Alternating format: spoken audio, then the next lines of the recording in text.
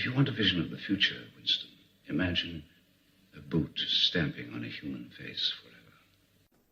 You want answers? I think I'm entitled. You want answers? I want the truth! You can't handle the truth. Someone is trying to teach me a lesson in futility. Why am I the only one who isn't killed?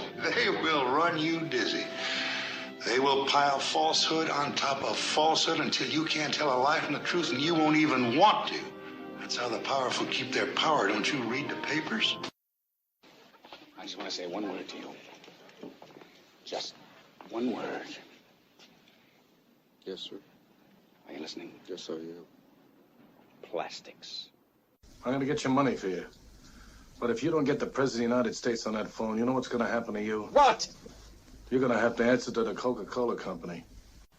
The world is a college of corporations, inexorably determined by the immutable bylaws of business. The world is a business, Mr. Beale. It has been since man crawled out of the slime.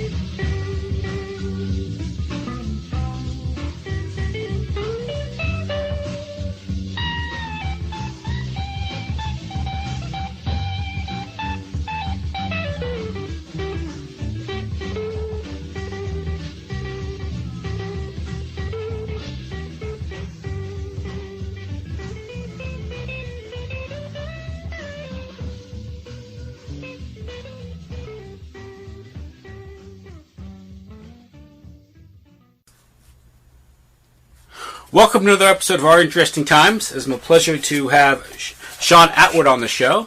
Shaun is a speaker, author, activist based in London who is banned from travel to the United States.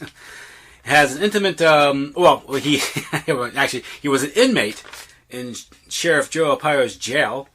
He blogged there, created a journal, John's Jail Journal. I think they did surreptitiously with a pencil he sharpened against the wall. Is that correct? It was easier to sharpen it on the steel door actually than the wall. It took longer on the wall. Okay, so you have a very interesting story there. Among his several books are Pablo Escobar, Beyond Narcos, and American Made: Who Killed Barry Seal? Pablo Escobar or George H.W. Bush, and of course, Hard Time, a harrowing yet often darkly humorous account of his time when he was incarcerated, when Shaun was incarcerated. He spent, you navigated the world of gang violence, insect and rat-infested food, and just the whole jail experience. And he shared his experience in that book. Shaun's website is ShaunAttwood.com. Shaun, is that anything else you want to add to that intro? Did I miss anything? Or? Yeah, that all sounds great. Thank you. Okay, and you're working on the third book of that trilogy, I think, of the drug war trilogy? I've got a War on Drugs series now. Okay. And the fourth book has actually jumped ahead of the third because Narcos Season 3 is about the Cali cartel. Uh-huh. So I've got my fourth book in the series is coming out, The Cali Cartel Beyond Narcos, in August. So I put the third book on hold, which will come out after that. The third book is We Are Being Lied To: The War on Drugs. Okay. So those two aren't out yet. They're in production. They're correct. Yeah. Okay. Well, tonight I want to talk to you about the war on drugs, the prison industrial complex, and Barry Seal. Of course, that opens the whole can of worms because that opens up it introduces to the world of intelligence and the netherworld of intelligence, how it connects to the underworld of the international drug trade. Yep. But you have a personal experience in this, so maybe the best way to introduce this topic is to tell us your story and how you got involved in researching the drug war and all that it entails. Okay, so I was raised in a little town in the northwest of England. It was a chemical manufacturing town called Widnes. So I didn't have much money growing up. I aspired to make money in the stock market from a young age, started following it at 14, started trading it at 16. As a teenager, I'd visited my aunts and uncles in Phoenix, Arizona, and I saw how luxurious it was out there compared to my little town, where it was constantly raining. Get off the plane in Arizona, the sun, the heat, the swimming pools, the cars, the roads, the houses, everything seemed twice the size to me. And whenever anyone heard my accent, they would roll out the red carpet. So I'm thinking, I want to move out here after I finish all my education. I did a business studies degree, came out to Phoenix, and got a job as a stockbroker. Bit of a wolf on Wall Street environment. I wasn't much good at it at first, but 5 years in, I was the top guy in the office, grossing $500,000 a year. And I had enough money to retire. I invested that into technology shares during the dot-com bubble, and I ended up worth a couple of million. Now, unfortunately, I was in my 20s, and I was emotionally immature. I couldn't handle having that much money at an early age. It went to my head. It went to my ego. And I started to throw rave parties for up to 10,000 people at a time. And I was importing ecstasy. In the beginning, it started out with me hooking my friends, but it escalated. And I saw the business potential of it, and I got greedy. And on May 16th, 2002, I had to answer my karma when a SWAT team smashed my door down. I ended up in Sheriff Joe Arpaio's jail, where not only were the gang members murdering the prisoners, even the guards were murdering mentally ill prisoners. Occasionally there was a dead rat in the food, there was cockroaches crawling all over us at night. It was completely drug and gang infested. And if you're a white person, you come under the control of the neo-Nazi Aryan Brotherhood prison gang. But I saw the horror of what drug use led to in the prison. 90% of the guys shooting up heroin, crystal meth, 2/3 hepatitis C, yellow jaundice skin, teeth rotting out. It made me ashamed of putting people on that road of drug use. And I pledged never to do drugs again. But not only that, to go out and share my story with young people in the hope they wouldn't make my mistakes. So that's led to me now becoming an author and a public speaker. And I do over 100 talks a year in schools in the UK. I'm banned from America, so I can't come and do any talks over there. But I also, after writing my life story as a trilogy, I was looking for something, a natural progression, and that became the war on drugs. For the past 5 years, I've been researching the war on drugs intensively, and that's what led to me writing this series of war on drugs book. Not only that, I met people in the prison system who were involved at the high ends with the Mexican cartel, involved with the feds. And the stories they told me blew my mind. I didn't believe a lot of it at the time about the CIA being the biggest mafia and the DEA, doing all these things in Mexico, illegal things. But getting out and researching it, I think Barry Seal's story is just the ultimate example of that. Yeah, the story of Barry Seal is very interesting because it reveals so much about the world of intelligence, the deep state, the intrigues of the cryptocracy, and how it connects to the underworld, the criminal world. And that goes way back to the history of the intelligence community, because as far back, here in the United States, the OSS formed an alliance with the organized crime like Lucky Luciano during the Second World War, and also the early stages of the Cold War, first to fight fascism and then communism in Italy. And that set up this arrangement, although those arrangements probably go back prior even to the Second World War. Of course, in your home country, you have MI6. And MI6 largely developed out of the banking financial interests that grew out of the opium trade with the British East India Company. So it's got long roots, deep roots. If you go back that far, if you go back that far, you could say that Queen Victoria was the biggest drug dealer in the world at one point. Yeah, I remember a while back I was Lynn LaRouche. If you're familiar with him, No.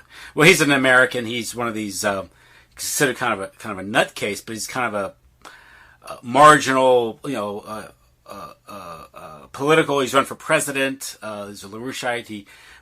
He's been heavily marginalized, and I don't necessarily agree with everything the LaRoucheites have to say, but he years ago, he used to say that the Queen of England is the biggest drug dealer in the world. And at the time, I thought he was nuts. What? Then I started doing the history of the drug trade, and the British Empire was the biggest most successful narco state in the history of the world, and I realized that what he said was exactly correct. It was, but he's made fun of a lot because he said something like that. Obviously you've had with the vast financial interests that developed out of the opium trade. Of course, there are two opium wars fought in the 19th century to secure control of the drug trade, particularly in China, by the British. But then, of course, the Americans got into the action with the Russells and the Russell Trust, and they formed Skull and Bones. Yale University, out of Yale University, and Yale University, the name Yale was, I think, named after a guy, a wealthy man who worked for the British East India Company, which is, of course, much of their profits are derived from the opium trade.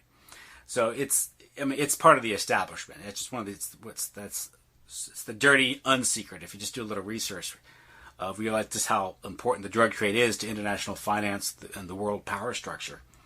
And Barry Seal is one of those characters that, if you study his background, it opens up. You can get a glimpse into how the world operates. But you've written a book about Barry Seal, and what does Barry Seal, his life and his times and what he did, what did that tell us about the drug war and about about the world of intelligence and the whole financial system? Well, the conclusion I reached is that the U.S. government, the federal government, on one hand, is purporting to fight a war on drugs, locking up millions of people who are drug users, predominantly marijuana arrests, predominantly people from poor economic backgrounds, black people, Mexican people, and profiting from it via these private prisons and all kinds of corporate entanglements. Yet, on the other hand, through the CIA, they're actually smuggling the drugs in. So you got these people who are using the drugs that might have very well have been brought in by your own government, ending up in prison under the laws of the same government. And people like George H.W. Bush, who are, I would say, at the top of this pyramid when Barry Seal was operating, they control both sides of the chessboard so they can maximize their profits. And at the end of the day, it's the people who suffer. Mm-hmm. You said George Bush was the biggest drug kingpin of the 1980s, and he was the vice president of the United States? I would say that George H.W. Bush was the most successful drug pin of the 1980s, not Pablo Escobar, because he got away with it. He had the full force and backing of the U.S. military. The CIA were bringing these, massive shipments of cocaine in on military planes, and that's what Barry Seal did. He was flying these planes for the CIA, bringing billions and billions of dollars worth of cocaine, predominantly into a little town called Mena, Arkansas. But my research has led me to believe that this was going on all over the country, especially, places like Marana Air Base in Arizona, Texas seems to be quite big for it as well. Anywhere there's military bases, they were bringing stuff in. Yeah, there was an interesting case I read where a little old lady, a widow, found out that she owned some land, I think, out in the southwest somewhere, Arizona, New Mexico. And she found out that someone did a survey, an aerial survey, and someone had built a runway on her property that could receive C-130s. Wow, doesn't surprise me in the least. She's like, that's not my runway.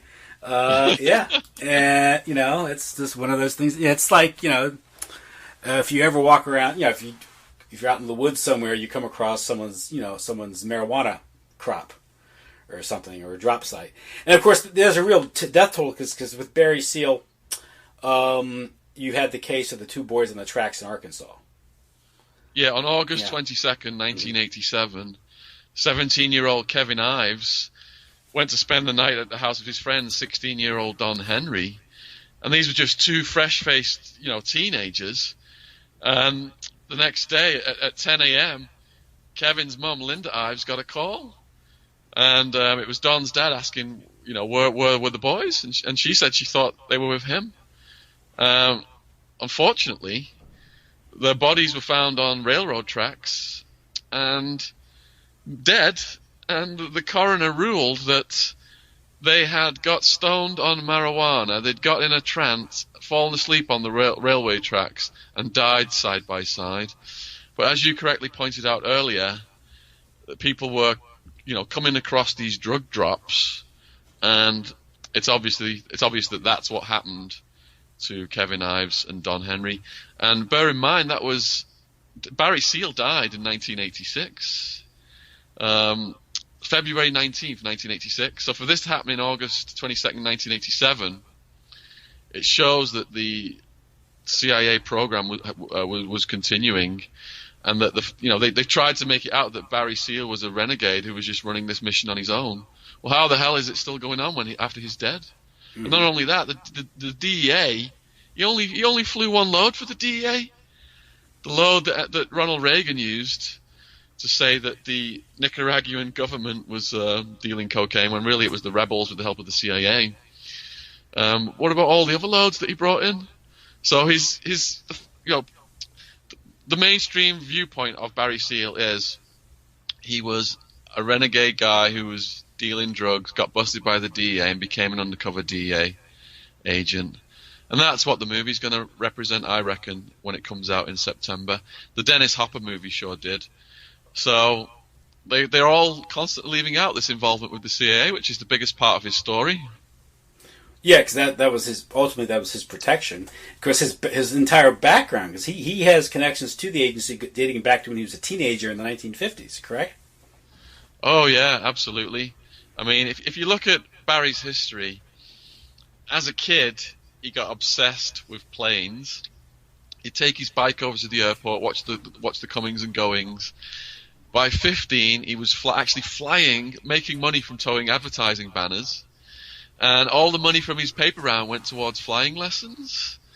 So as he got older, he was already known for having these skills, because when his football team played out of state, he would fly out there, land in a helicopter. He was taking young women on dates, on flights. So this came to the attention. He joined the Baton Rouge Civil Air Patrol, and that's where he met Lee Harvey Oswald, who was from another unit. Barry was with the New Orleans unit, and that's also where he met David Ferry. If anyone's watched JFK, that's the Joe Pesci character in JFK. And David Ferry is, he deserves a book for his life, because he was a strange character. He was one thing, he was involved in medical experiments in New Orleans with mice, and this involves, some people believe, weaponized virus or weaponized cancer. That's in Dr. Mary's Monkey. But he connects. He's also another pilot who got in trouble for morals charges, because he was also a pedophile, from what I understand, or at least interested in teenage boys, rather. Well, he was formerly a priest. Yeah, he was interested in teenage boys, and he got defrocked.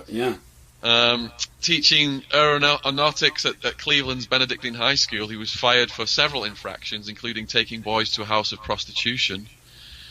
And like you said, he lost his job at Eastern Airlines because of the morals charges that came about. And now he was also a witness for Garrison. He was the primary target of Garrison till he suddenly died in 1967. That's when Garrison switched to Clay Shaw, if I recall. If I got that detail correct. And another thing is also Barry Seal has connection to Clay Shaw, because Barry Seal, I believe, had an office at the International Trade that was run by Clay Shaw. Right, I wasn't aware of that, actually. Yeah, so these his connections, possible connections to the Kennedy assassination. Well, Barry's wife said that he flew one of the getaway planes for the Kennedy assassination. Out of Dallas, yeah. And he would have been, I guess, 23 years old at that time, 23, 24 at the time. And there's also in Daniel Hopsicker's book, Barry and the Boys, the cover of it features these guys down in Mexico, I think, in like January or February 1963, and I think it has included in the photo is Barry Seal, along with Felix Rodriguez, I think, who's covering his face, if I recall. And there's also one, what appears to be a very young Porter Goss, a future congressman and director of Central Intelligence, in the photograph.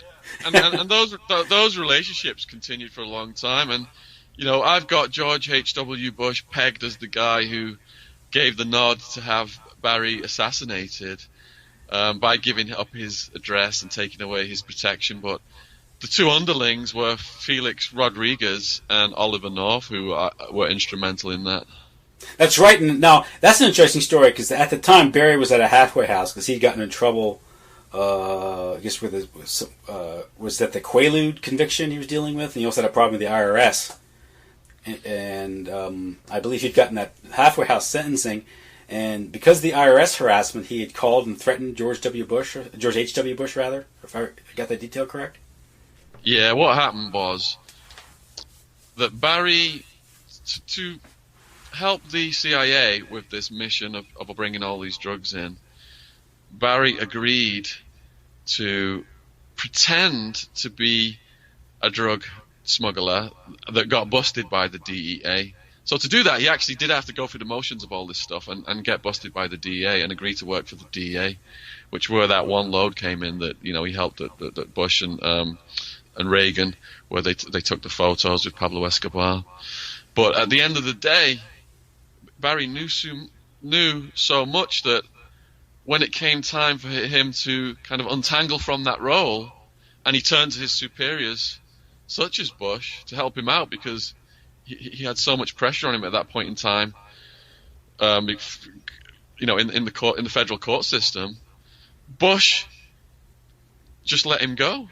He didn't want all that information to come out. So Barry saw the writing was on the wall, and he called Bush, you know, around just before he got assassinated, and threatened to blow the lid on the whole of the CIA operation in Mena. But Oliver North apparently was guiding these Colombians to exactly where Barry was located, and he got assassinated. The Colombians had Ollie North's code name, correct? Yeah. The lawyer for the Colombians said publicly that they were getting guided by Oliver North, but of course all that was left out of the of the public records at the trials of the Colombians. In fact, some of the Colombians were allowed just to go home. But yeah, it was like an 8-man team, or it was a death squad. It wasn't just it was like eight men, from what I understand. And yeah, most of them were allowed to go back. And his name was John Cathy. Oliver North was known as John Cathy.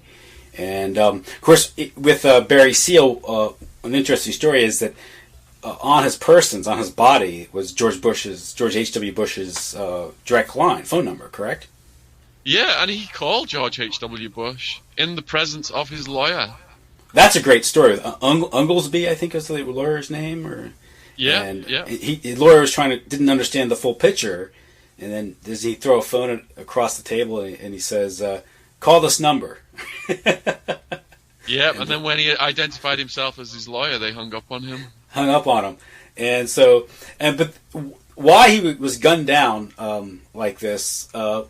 It wasn't just George H.W. Bush out to get Barry Seal. It seemed like there was sort of like a purge going on, like a cleansing, because this seemed to coincide with the time when the U.S. government, the CIA, was switching its alliance from Medellin to the Cali cartel. So that's an interesting detail, right? In this intrigue.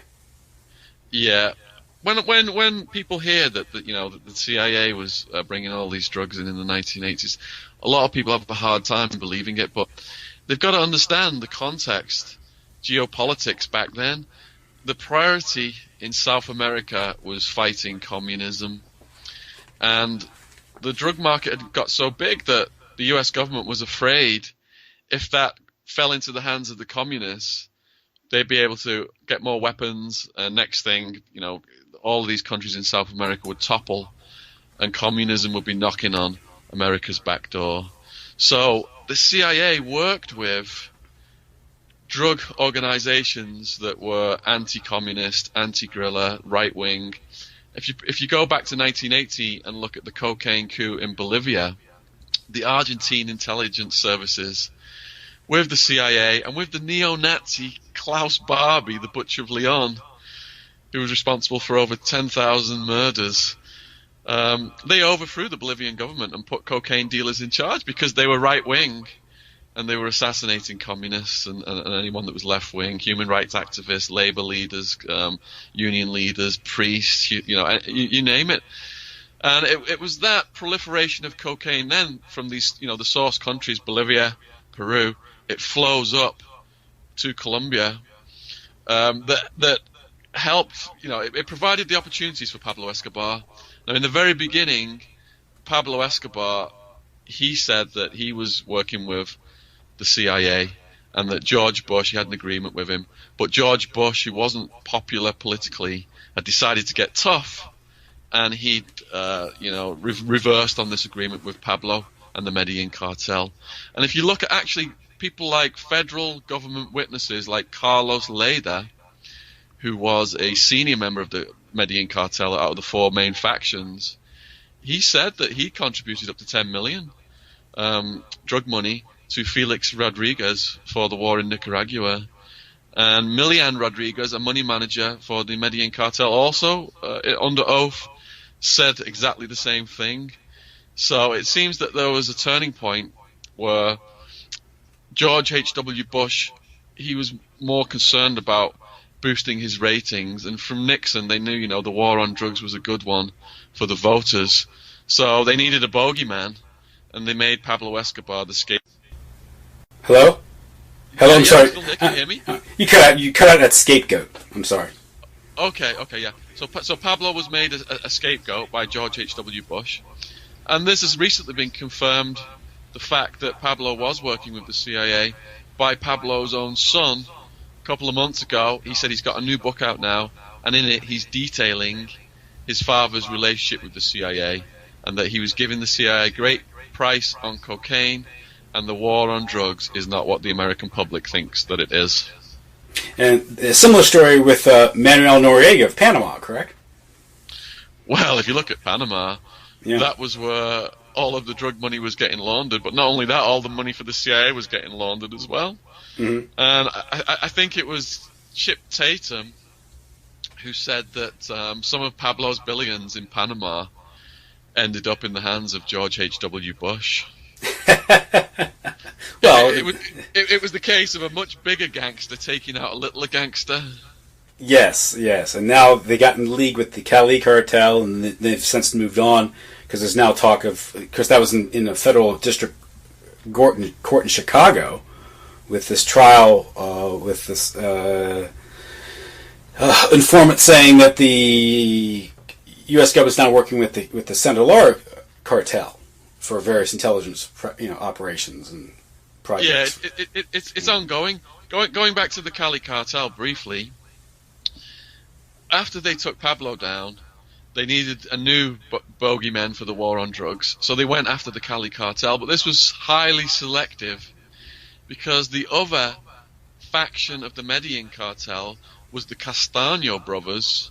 I don't know if you've watched Narcos, but the Castaño brothers, Fidel and Carlos, they went on to form the death squad Los Pepes, which was backed by the CIA and backed by the Cali cartel, which hunted down Pablo Escobar and ultimately was responsible for his demise, I believe, was Los Pepes. So after Pablo was killed, the Cali cartel became the bogeyman in the war on drugs. But the Castaños were allowed to continue. They took over a lot of Pablo's cocaine infrastructure. But because they were formed the AUC, and they were fighting the FARC guerrillas, and they were even assassinating union leaders and human rights activists for corporations. Got to keep those incomes down for the poorest people in Colombia. They were given a pass by the CIA. Not only that, they were one of the Castaño brothers was rewarded with a trip to Disneyland. So while the authorities were hunting down the Cali cartel, one of the Castaños was out there enjoying Disneyland. The Magic Kingdom, huh? Well, that's an interesting insight, because it is true that drugs are not only an incredible source of profits or a source of funding for black ops, off the book operations. It also provides an enormous amount of liquidity for the banking system. It pumps up Wall Street, but it also uses a weapon to destabilize certain regions, certain countries, like in South America. You can keep a country poor, undeveloped. You can go in there and exploit the resources, be it human labor or just raw materials, because they won't develop locally, and it's a source of cheap labor which can then be used for any number of reasons. Because as you see now with weaponized migration, you can use it to destabilize a country if you'd like. Like what's happened with Syria, where certain NGOs are bringing in migrants, supposedly refugees from war, into European countries, and no one's asking why those countries are at war in the first place. Why are they being destabilized? They're being destabilized by NATO and the Western countries.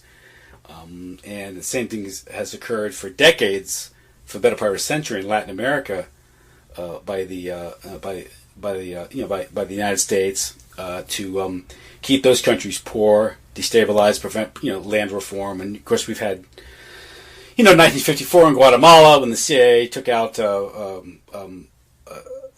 Arbenz government for the benefit of United Fruit Company. And of course, what happened in Chile in '73, and you also have, of course, not in Latin America, but in Iran in 1953, when they took out Mossadegh for the benefit of the Western, Anglo-American oil companies.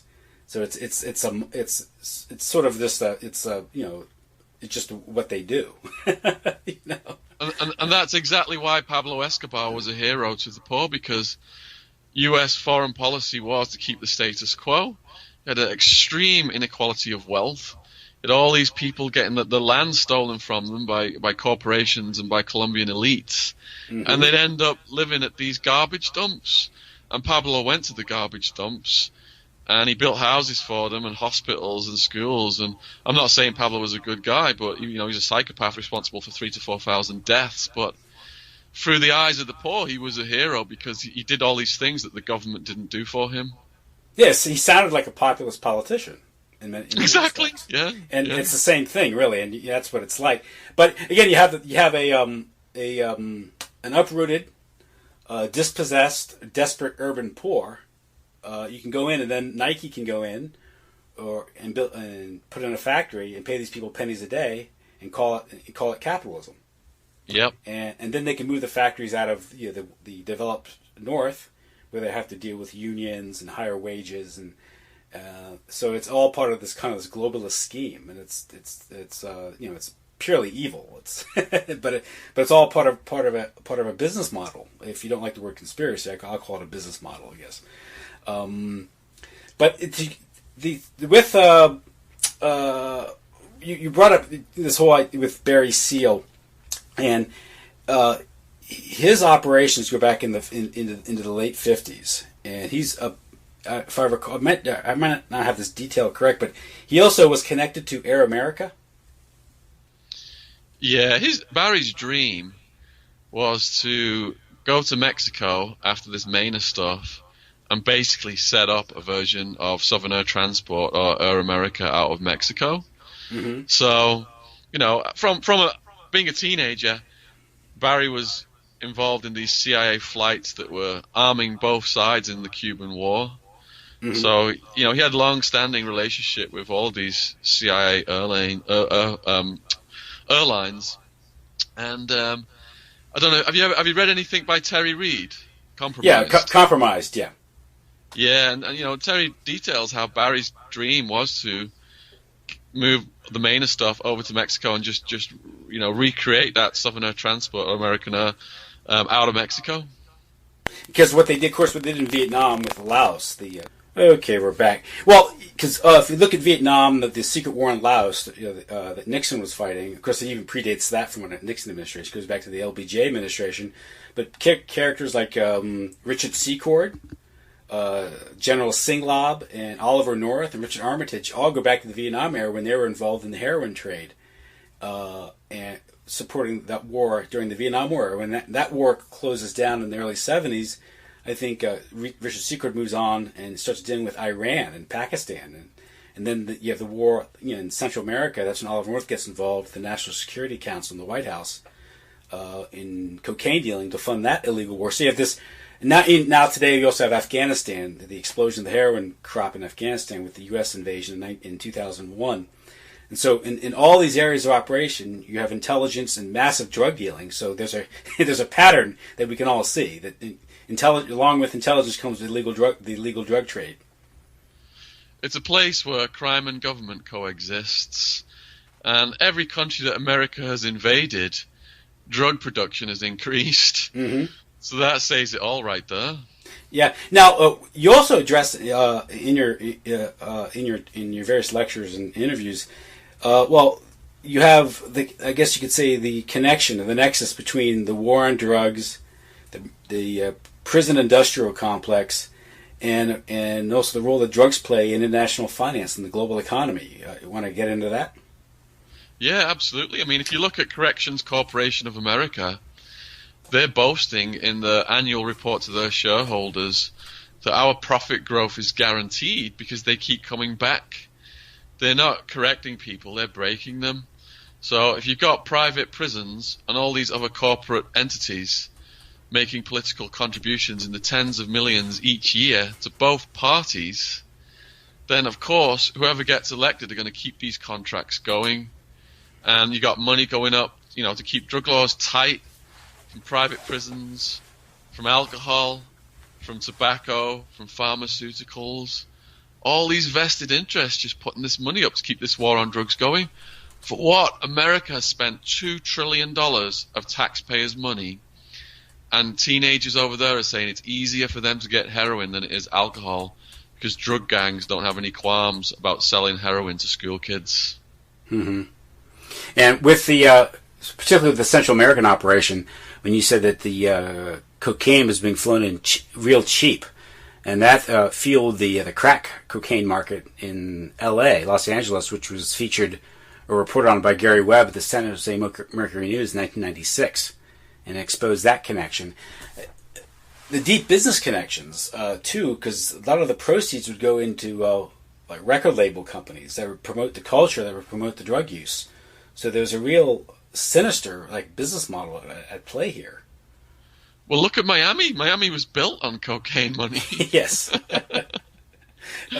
the gambling industry, of course, we now have a president who has ties to the casinos, and that ties right back to Resorts International, which was the Mary Carter Paint Company, which was Meyer Lansky's front company. Tyson Foods. Well, yeah, exactly. You've not touched on Bill Clinton's role in all of this yet with Barry Seals. Yeah, well, we'll handle both of you. The Bush crime family involved in this. Now, how does the Clinton crime family factor into all this? When the CIA were looking around for a state that would cooperate with them bringing billions of dollars worth of drugs in from South America, they settled on Arkansas because they thought the governor was one of the most corruptible. And that was Bill Clinton. So Bill Clinton provided state protection, state police for the main operation. And in return for that, Clinton was paid massive amounts of money. Money was getting dropped from the sky, and it was getting laundered through a brokerage run by a guy called Dan Lasseter, who was one of Clinton's biggest financial contributors. And things got so out of control that Dan Lasseter got indicted on cocaine charges, and so did Bill Clinton's half-brother, Roger Clinton. He got indicted as well, but of course Bill turned around and pardoned them both after they'd served, a small amount of time. You see all these black guys getting life sentences for crack cocaine, yet if you're related to Clinton or you're a contributor, then you just get a slap on the wrist. Mm-hmm. And then Clinton, of course, went on to boost the prison population for the private prisons by 500,000, vast majority of them low-level drug users or low-level drug dealers. Yeah, that was part of the reinventing government plan.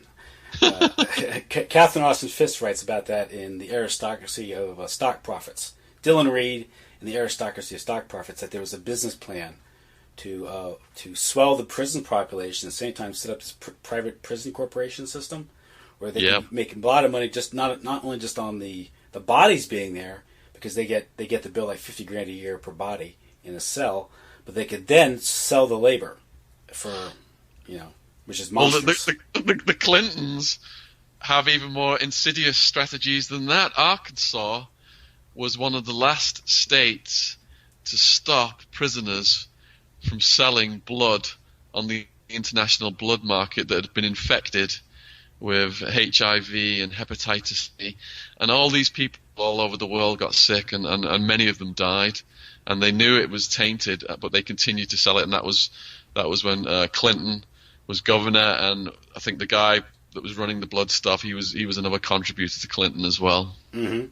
Well, that's the same thing. I think was it Tyson's Food was allowed to pollute the rivers in Arkansas, and it was Hillary Clinton was representing them when her husband was governor. That's the Dixie Mafia, isn't it? Right. Yeah. Well, that's what. Yeah, that's an example of the Dixie Mafia, because that's what made Arkansas was a landing and distribution for the cocaine coming in, and also wasn't the Arkansas Army used to refit weapons that were shipped to Central America and elsewhere? What happened was Terry Reid, he was put in charge of setting up a business so they could get the serial numbers off these weapons, and hopefully they wouldn't, be traced back to this black op that the CIA was running. But all that blew up when Barry Seal's favorite plane, the Fat Lady, got shot down over Nicaragua after Barry had died. And I can't pronounce his name, Hassenfuss or whatever his name is. Yeah, Eugene Hassenfuss, yeah. He was paraded on TV, and he was basically saying, I was doing this for the CIA after Bush and Reagan, everybody denied it. And one of the biggest, I guess you could say, the cover-up of the Iran-Contra was because the public was led to believe it was about trading arms for hostages and illegal shipments of arms to the Contras. In actuality, the big scandal was the fact that the operation involved the importation of massive amounts of cocaine into the United States to pay for the operations down in Central America, and also to make a lot of people rich. Because, as Richard Secord said when he was testifying on Capitol Hill, that it was a business. They're in it to make money. Yeah, that was a smokescreen. The Iran-Contra arms stuff. They were so terrified of the public finding out about the drugs part of it that Oliver North had drawn up a plan for martial law across America if the public found out, and they reacted. That was Rex 84, I think, part of FEMA, because he worked with the Federal Emergency Management Agency. Yeah. There's an interesting part of the hearings in 1987 where I think it was Congressman Jack Brooks of Texas talks about it. And he starts talking about this plan to suspend the United States Constitution. Ordinarily, it was a contingency plan, continuity of government in case of a nuclear war, but then they downgraded it to like upheaval or disruption or protests, which is, and so he said he asked Colonel North about this, and that's when the committee chairman, Daniel Inouye, who also has interesting connections to intelligence, these congressional hearings we have in these things are all choreographed and controlled by the intelligence agencies, so they're not worth anything. They're a sideshow. I mean, they themselves are part of the cover-up. He says, this is the type of thing that we should like to get into an executive session, So they didn't want to talk about it in public. Jack Brooks was shut down. You kind of naively asked him about it, and then it was immediately... The same thing occurred during the 1970s, during the church committee hearings, when I think it was Colby said the same thing, that whenever a congressman asked an uncomfortable question, the response was, I think that's something we want to get to in executive session, meaning behind closed doors, meaning the public has no right to know what's really going on. That's that's what usually... Have you watched the Kerry hearings? Never all the way through, but it was the same thing. The Kerry hearings were a limited hangout cover-up, so... And that's how these guys get rewarded, because Kerry and Clinton prove to be team players, so then they get promoted. Clinton gets the presidency. Yeah, and Kerry gets moves on. I guess he gets the run for the office because he ran against a fellow bonesman, and so he understood he had to lose that one. Yep. And of course, the only reporter to ask that question about their Skull and Bones membership happens to die of a heart attack a few years later. Tim Russert. It could be a coincidence. It happens, but it is interesting.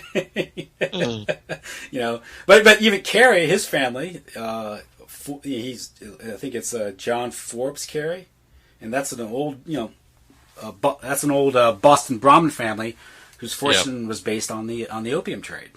Yep. You know, but he had his bona fides as an anti-war protester back in the early '70s, and that's why people thought him as, you know, but you know, it's just one of these things. It's like you said, it's this war on drugs. It's a business. I think I was watching one of your interviews. You were just talking about the sheer scope of the business, what it involves. I think anywhere from $500 billion to $1 trillion a year is raised internet for the global market. If you look at oil, if you look at arms, and you look at drugs, 3 biggest businesses in the world, and they're all totally interlinked. Yeah. For example, Bush had George H.W. Bush had this Zapata oil company, which mysteriously didn't make any money but kept going because the drugs were coming. They were getting smuggled in on, the oil routes, the offshore platforms, and the pipelines, and no customs. No customs. Yeah. Yeah. Yeah, that was the Zapata oil is interesting because if you really look at Zapata oil, it looks like it's a blatant intelligence front. Yeah. Yeah. You know, I think they also involve like insurance fraud, where like they have oil rigs claimed were destroyed and they never existed. And if you look at of course, the insurance business itself is integrated into the intelligence world, because the intelligence world is high finance. Insurance is high finance. One of the interesting details of the Clinton scandals, the 90s, the sex scandals, was that it took a lot of attention away from, Mena, Arkansas, and the real stuff, the real scandals that Clinton deserved to be impeached for, not just Monica Lewinsky. But of course, there, Ken Starr, the special prosecutor that went after Lewinsky, the Lewinsky report and the salacious sexual details that it went into, and that became that got all the attention here during that, was the sex scandal because of Clinton's perjury and suborning perjury and obstruction of justice. But this is an interesting deal: is Ken Starr had no interest in Mena, Arkansas, and the finances. But if you look at Ken Starr, he is the great nephew of Cornelius Vanderstar, who started CV Star Insurance, which became AIG. And he had connections going all the way back to Asia and the OSS and the opium trade. Wow. That's how deep it goes. And another thing about Ken Starr is, you remember the infamous Memorandum of Understanding between William French Smith and the CIA? No, I'm not familiar. Okay, well, there was a Memorandum of Understanding in 1982. And this was preparing for the run-up for the Central America Dirty Wars in Nicaragua, because they knew they were going to have to use drugs to pay for this stuff.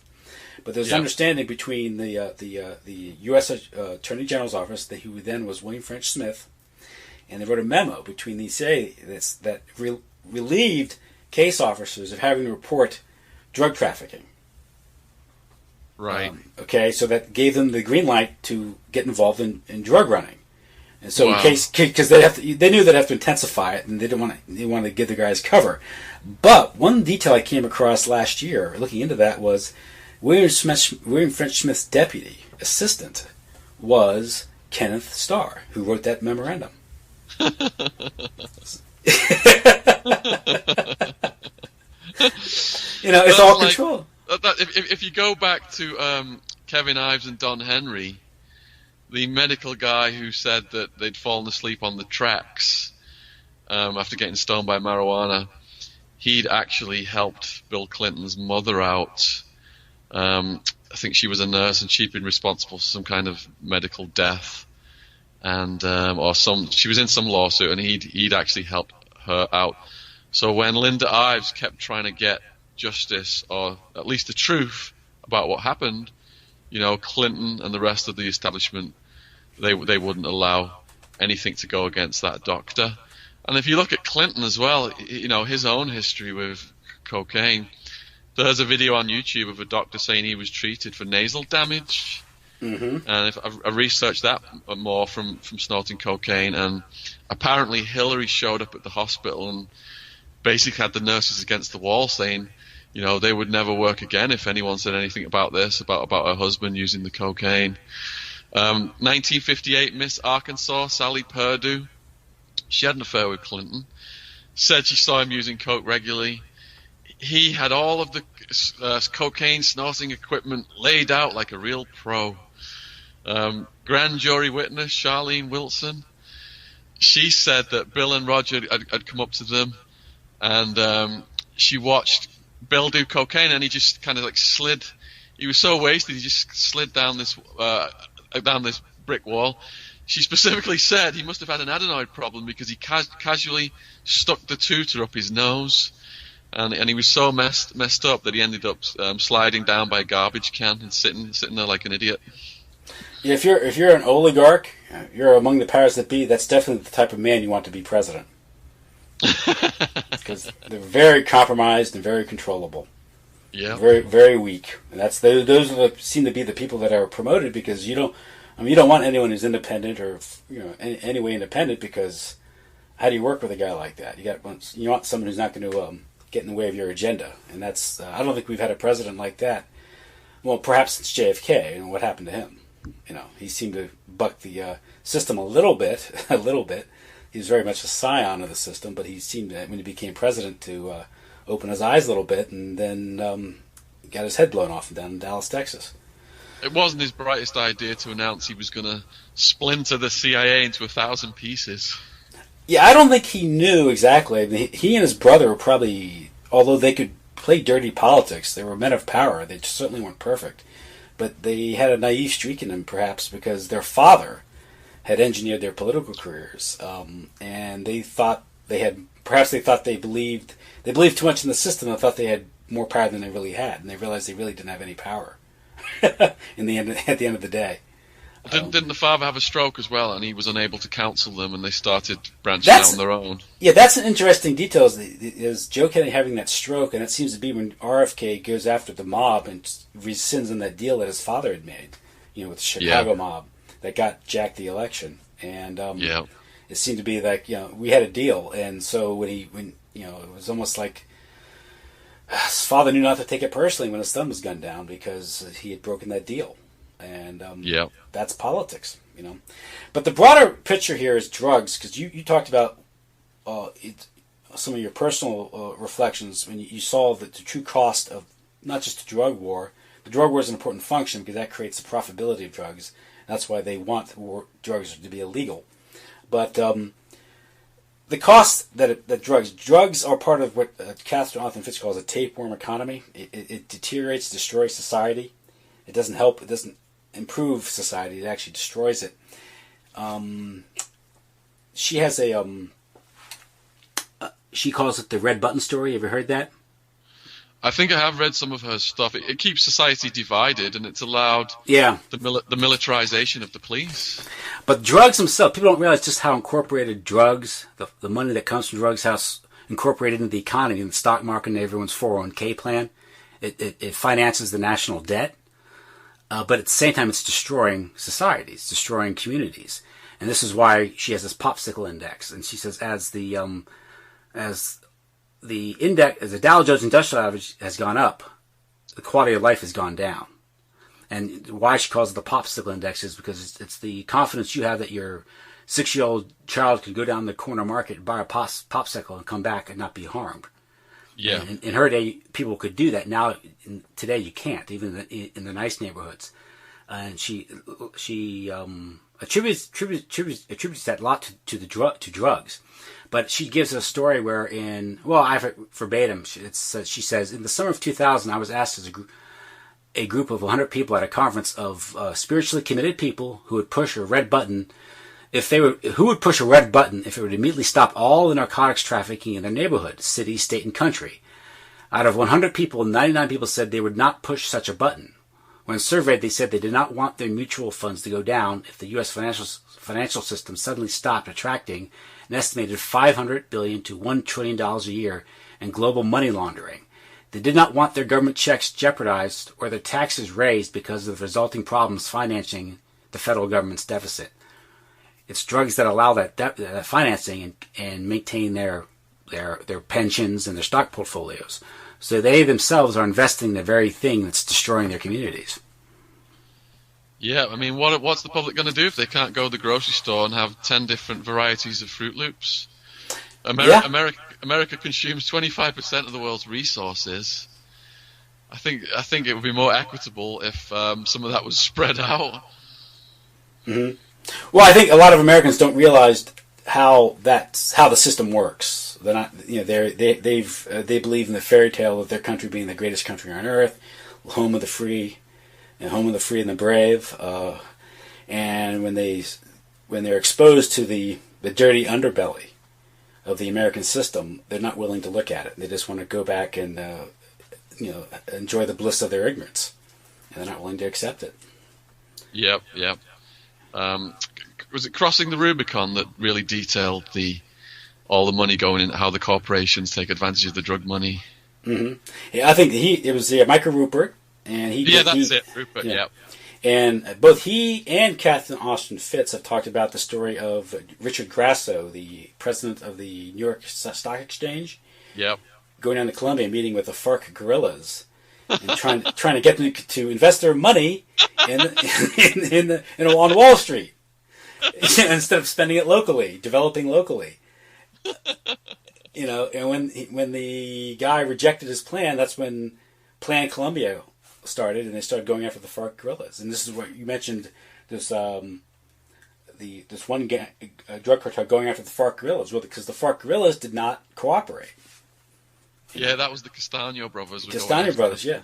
And the interesting thing is that both sides are all, at the end of the day, end up fully armed with American weapons. Yeah, which is almost, isn't that part of the, you get the impression that's what it's all about. I think there's at a meta level, there's some plan, I don't know, by the elite to degrade society through drugs. Certainly the British had that idea towards China.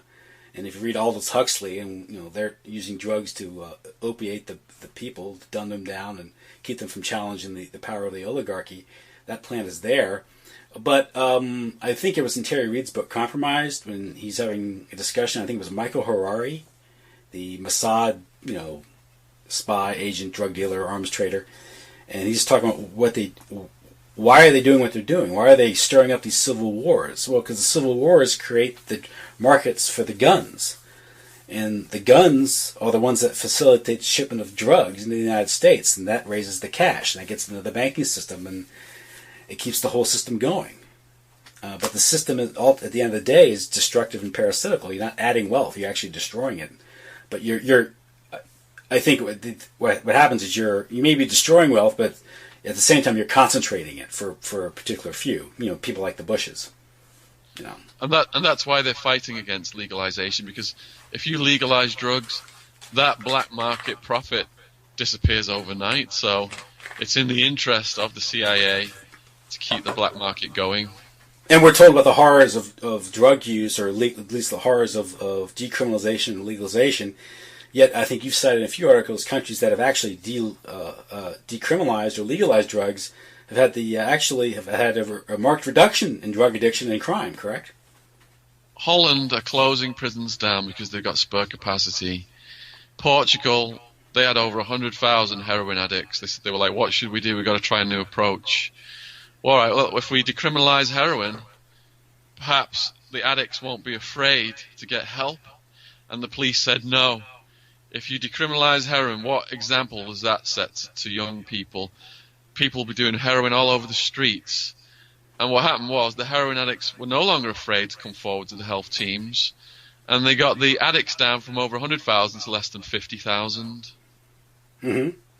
And you talk about your own experience, how, the emptiness of it all, the materialism of it all, and the rampant consumerism that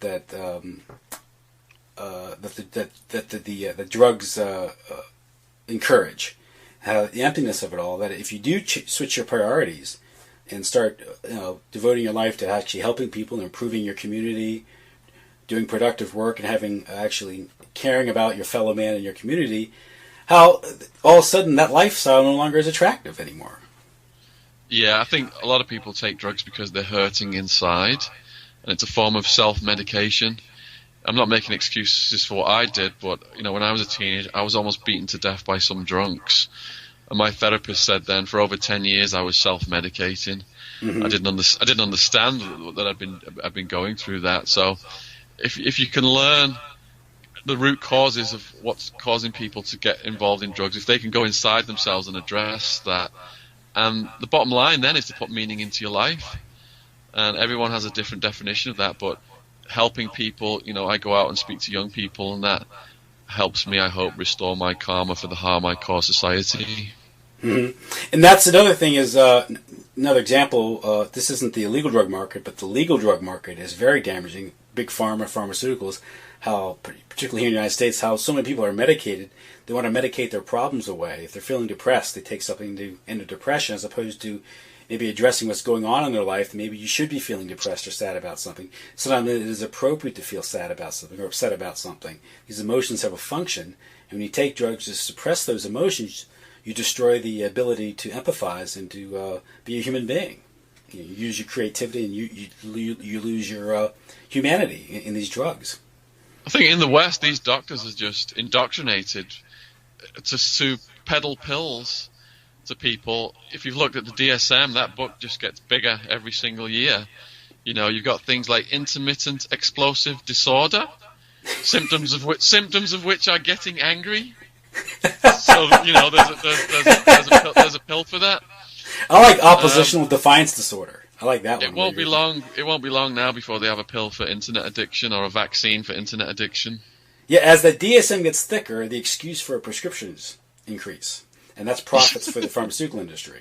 I was reading an article by John Rappaport, and he was discussing how 1/4 of college students are now receiving psychiatric care and are on drugs. That's terrible. Because they're having living life issues, they're coping problems, and and if you look at what life is like on a college campus, if you take an 18-year-old where he leaves home for the first time, he or she leaves home for the first time, they're in an unfamiliar environment. Perhaps they didn't receive a good education, not prepared for college. They're not making friends. Perhaps they feel guilty about what they're doing, about hooking up, doing too many drugs or something. These are things that can, if someone takes the time to talk to them about it, maybe they'd be able to improve the situation by changing their behavior or dealing with what's really going on in their life instead of just giving them a pill to take. Yeah, and another thing that I've omitted to say is if you look at young people, how they're groomed to commit crime, this school to prison pipeline, and then if you look at the actual shareholders of the companies, the music companies that are putting out these like the rap videos telling young people to do cocaine, deal drugs, shoot the police. Mm-hmm. Some of the biggest shareholders in these companies are some of the biggest shareholders in the private prisons. That is something that is because you can't imagine something so evil, but I can see a corporation coming up with a plan like that. Yeah, that is the idea that that they would think so far in advance and think about the long term, the downstream profits from promoting the drug culture. That addressed this. There's an article I read, government drug dealing from Kill the Messenger of Pinocchio by Nathan Clefman. He was referring to the movie about Gary Webb that came out a few years ago. Yeah. But here's a quote from the article. It goes, just addresses the very thing you're talking about. It says, just like when I woke up and saw how 100 different puzzle pieces only formed a coherent picture when taken together, watching Kill the Messenger in isolation may result in one walking away with the feeling that the story of government drug dealing must be exaggerated. Sure, there may be a few bad apples, but let's not throw the baby out with the bathwater. But first, take a look at the decades of government complicity, collaboration, encouragement of worldwide drug dealing, and the forest from the forest of Nicaragua to the mountains of Afghanistan. Think of the hundreds of billions of dollars of drug money laundered through the largest and most prestigious banks on the planet. Contemplate the additional billions spent by taxpayers to, quote, fight a hopeless war that does nothing to stop drugs, but if anything, just takes out the government's small-time competition in the drug dealing business. Finally, review the network of industries making hundreds of millions of dollars in building jails, housing inmates, and profiting off their slave labor. Taken together, this is something so diabolical that only belongs at the doorstep of a shattered group like the Illuminati. And that goes into the school to prison project you're talking about, because at the same time, they've also, in the age of terror, where you have these school shootings, they by themselves are very suspicious, but that's justified these drills, where they were unannounced to have SWAT teams to go into schools and have a fake school shooting and terrorize the kids. And that's setting them up, creating a condition of fear. A while back, I was talking to a woman whose kid had just come back from school. They live in a fairly well-to-do middle-class neighborhood, nice public school, and they had one of these drills, and the kid was traumatized by it. Oh dear! And it makes no sense because, again, the idea of the chances of you being in a school shooting are so infinitesimally small. It makes no sense to terrorize the kids, but it's conditioning them for fear, and also conditioning them to being treated, lined up by cops and being, and being treated. It seemed like with these random drug searches they had in schools, right? With the dogs. Yeah, exactly. Yeah. It's that school to prison project. Yeah. So. Yep. Now, I said I'd have you about an hour, so I don't want to take any more of your valuable time. Is there anything else you want to say? Anything we didn't cover that you would want to mention? I think we've pretty much covered everything. We've covered all the big points that I wanted to make. So yeah, I think that was really good. Great. Well, I want to thank you for coming on the show. It was great. Now, your books. Where should people go to follow your work? Well, my books are available worldwide on Amazon. I've got up to about 7 or 8 books right now. So if anyone goes on Amazon, just puts in my name, Shaun Attwood, ShaunAtt Wood. They'll all come up. And also on my social media, YouTube, Twitter, Facebook, everything's just all under my name. Great. Okay, that's ShaunAttwood.com is your website, right? And ShaunAttwood.com is my website, yeah. And it's Shaun, S-H-A-U-N. S-H-A-U-N, the English spelling, not the Irish spelling. Yeah. Okay. Great. Listen, look, Shaun, thanks a lot. It's great. Great talking to you. Fascinating stuff. Your stuff is, I'm reading your book. It's great stuff. I'm going to get the Pablo Escobar book next and go through that. And I'll let you go. Let you enjoy the rest of your evening. All right, Tim. Appreciate it. You have a good weekend over there in the States. Take care then. Thanks a lot. Bye-bye. Cheers from London.